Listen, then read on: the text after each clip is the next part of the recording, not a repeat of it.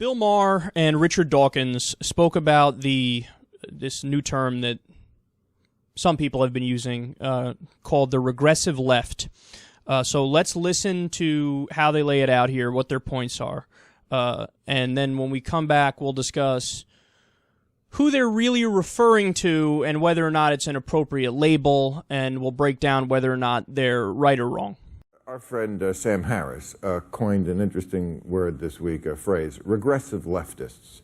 You know, the people who don't quite get it about being liberals in the world. I know you were championing somebody named Maryam Namazi. Oh, yeah. And you and our great friend Salman Rushdie got her reinstated. She was going to speak, as so many people have at universities, and then they get disinvited because she's an ex-Muslim and was just speaking her mind, but apparently that's hate speech in this world. So what did you and Salman... I am shocked about the way on university campuses, the principle of free speech, when I think that the old university I went to, University of California at Berkeley, the free speech movement in the 1960s, what a betrayal we're seeing now. Right. With campuses all over the Western world, all over America and Britain, are denying people the right to come and speak at campuses. If you can't speak your mind on a university campus, where can you? I mean, that's what universities are about. It's about free speech. It's about being brought...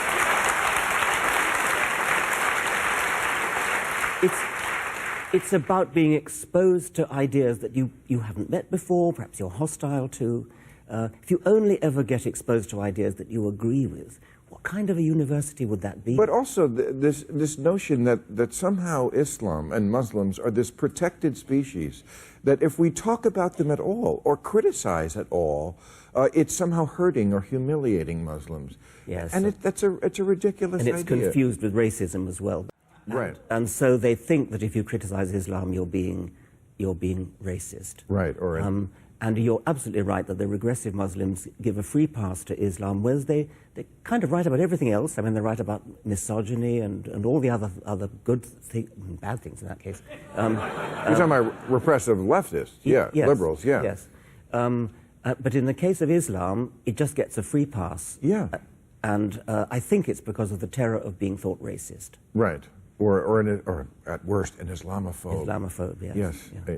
a silly word that means nothing. Yes. I mean, it's so dumb because, you know, all the people who are accused of being Islamophobes, like you and me and Sam and Ian, we're liberals.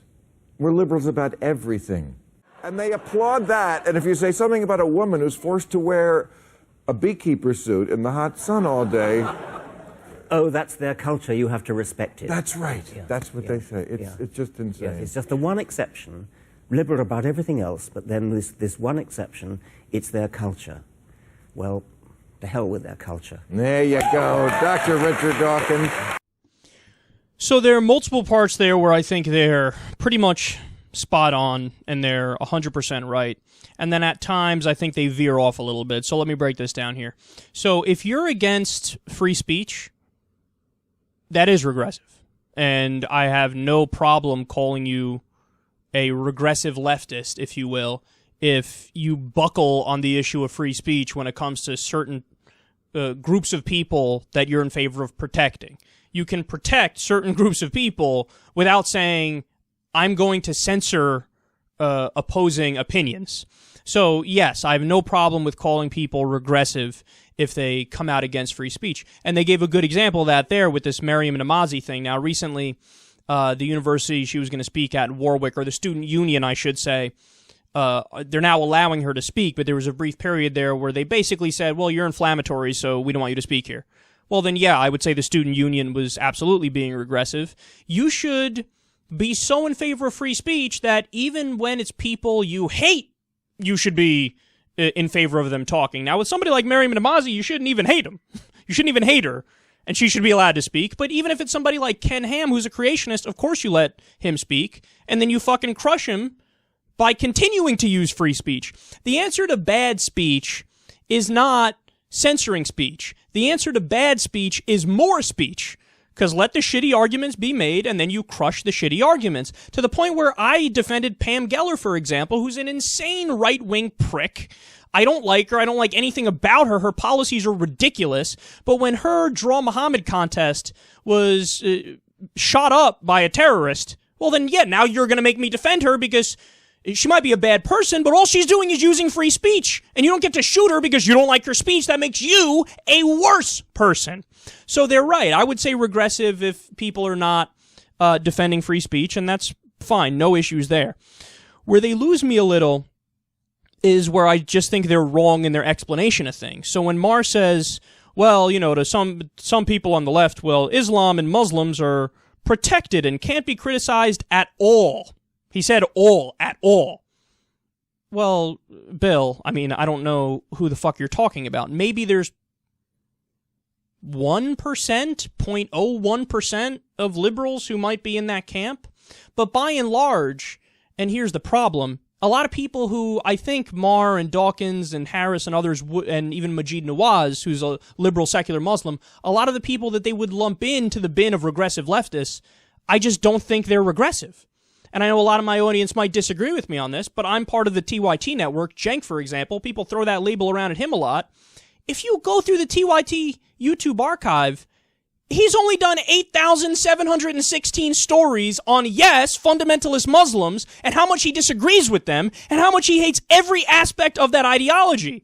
He's for women's rights, he's for gay rights, he's for free speech. You go down the fucking list to the point where they showed the Muhammad cartoons. They were like, of course we're on the side of free speech.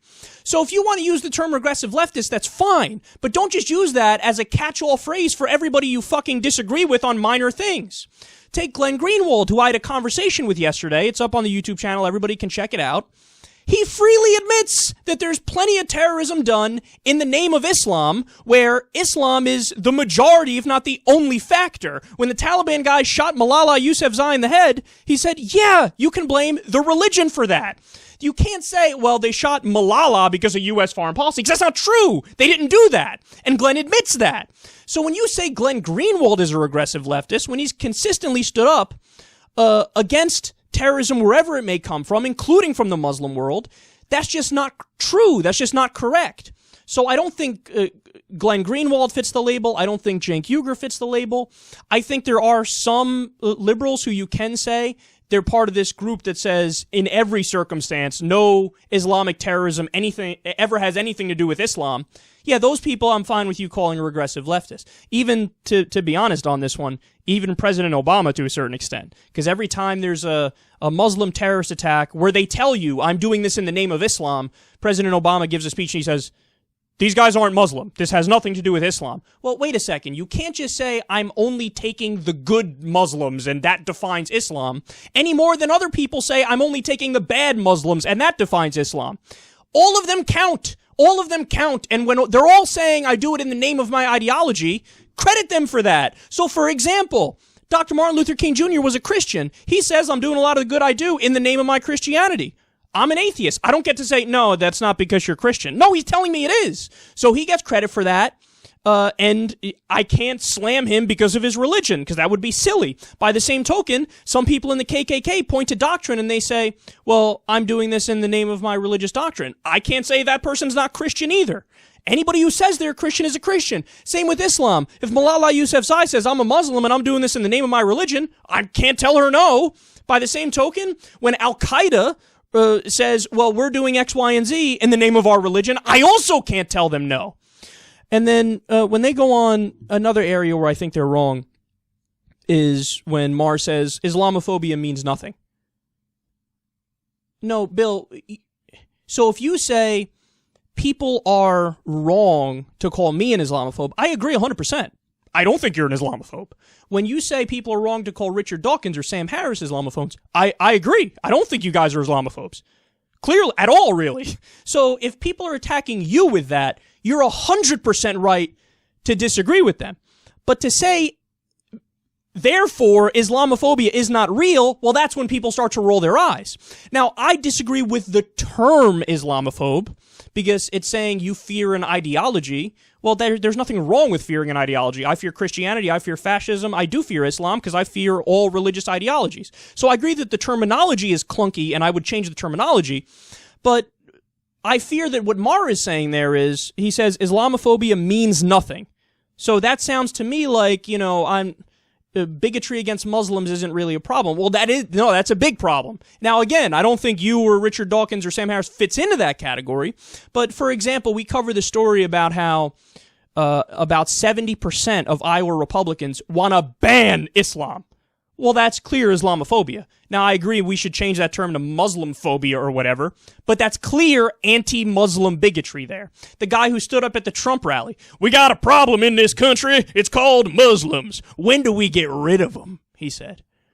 Okay, well, that's clear anti-Muslim bigotry. And I think a lot of people get mad at Maher because, he'll talk about the downsides of Islamic ideology, and I think he's 100% right when he does that. But he never really balances that out by also getting into detail about all of the real anti-Muslim bigotry coming from the right. And I think perhaps if he did that more, he might get some people off of his back. I don't think he'll ever get everybody off his back. I don't think Sam Harris will ever get everybody off his back either. But I think that if you spend more time focusing on that, then people will say, okay, I think his criticism of the doctrine of Islam is coming from a better place, so I'll lay off of him a little more. And then finally, guys, when it comes to the point of, cultural relativism and, fuck their culture, I agree 100% that cultural relativism is not true. Not all cultures are equal, any more than the culture in Mississippi with the Republican Party there is equal to the culture in California with the Democratic Party there.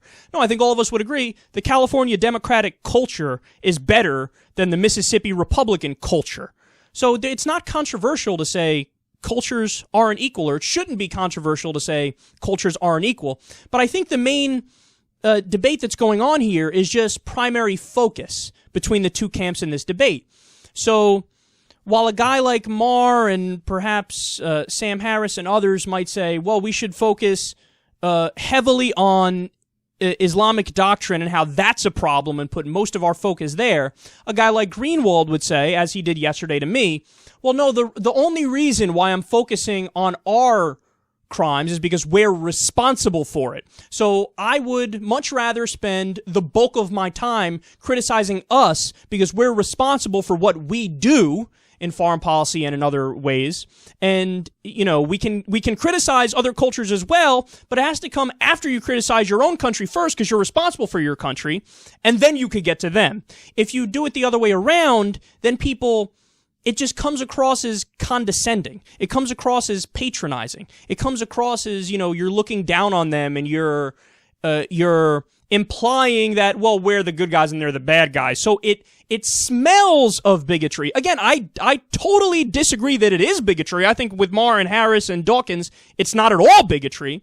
But I see how people can think that it is because they think since you're an American or you're a Westerner, you should spend most of your time criticizing the crimes of your own government and criticizing your own culture, because it's not like you don't have problems. And even if the problems in other cultures are worse, well, you still are primarily responsible for your side or your people, so police that, and then maybe once you get to them, then we won't criticize because we know it's coming from a good place. They're largely right. The sentiment of what they're saying is right. Like, hey, don't fucking come after us, man. We're the good guys. I think that's true. But I think that in defense of themselves, they go a little bit too far and they overreach with their claims. When Maher says, Islamophobia means nothing, that's not true. I don't like the term, but the sentiment is real. And, some liberals think Islam and Muslims are protected and can't be criticized at all. No, I think they criticize them, but they do it in a different way than you do. So instead of saying, I'm going to attribute this to Islam or Islamism, they just focus on the individual things that need fixing. Hey, I'm for women's rights. Wink, wink, they're not, so let's just fight for women's rights. Don't label it, but just say, let's fight for women's rights. Hey, I'm for gay rights. They're not, wink, wink, but let's fight for that, let's fight for that, let's fight for that. And that's to avoid the claims of, bigotry and singling out and stuff. And you might not agree with it, but I just think it's a different tactic and a different way of attacking the same problem.